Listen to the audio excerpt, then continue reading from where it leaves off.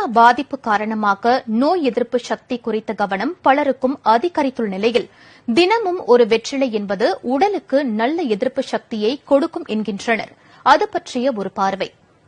வெற்றிலை என்பது அதனை பழக்கமாக்கிக் கொண்டவர்கள் மட்டுமே உபயோகிப்பது அல்லது அதனை அடிக்கடி உபயோகிப்பதால் அந்த பழக்கத்திற்கு அடிமையாகி விடுவார்கள் என்பது போன்ற தவறான எண்ணம் பலருக்கும் உள்ளது. அதனாலேயே வெற்றிலையின் மருத்துவ குணங்கள் பற்றி பலரும் அறிந்திருப்பதில்லை. உண்மையில் வெற்றிலை உடலின் பல பிரச்சனைகளுக்கு அருமருந்தாக செயல்படுகிறது. அது ஒரு மூலிகை போன்றது என்கின்றனர் விவரம் அறிந்தவர்கள்.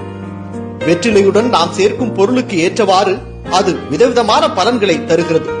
குறிப்பாக வெறும் வயிற்றில் வெற்றிலையுடன் 2 மிளகு சேர்த்து சாப்பிட அது உடல் எடையை குறைக்கும் என்று கூறப்படுகிறது.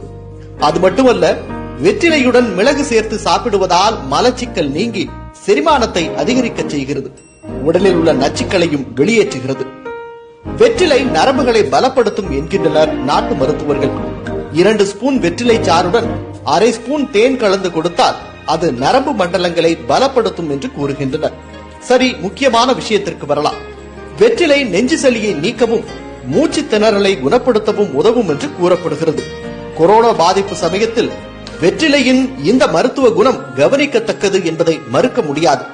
வெற்றிலையுடன் சீரகம், கிராம்பு, மிளகு சேர்த்து சாப்பிட அது வாயில் உள்ள கிருமிகளை கொல்லும் என்று கூறப்படுகிறது. அது மட்டுமல்ல, வெற்றிலையை நல்லெண்ணெய் அல்லது கடுகு எண்ணெயில் வதக்கி அதனை நெஞ்சில் வைத்தால் நெஞ்சு சளியை போக்கும் என்கின்றனர். எனவே இவ்வளவு மருத்துவ குணம் நிறைந்த வெற்றிலையை வீட்டில் வாங்கி வைத்து தினமொரு வெற்றிலை என்பதை பழக்கமாக்கிக் கொண்டால் அது பல்வேறு நன்மைகள் தரும் என்பது நிச்சயம். ஜெயா பிளஸ் செய்திகளுக்காக வெங்கடேஷ். Download Moj.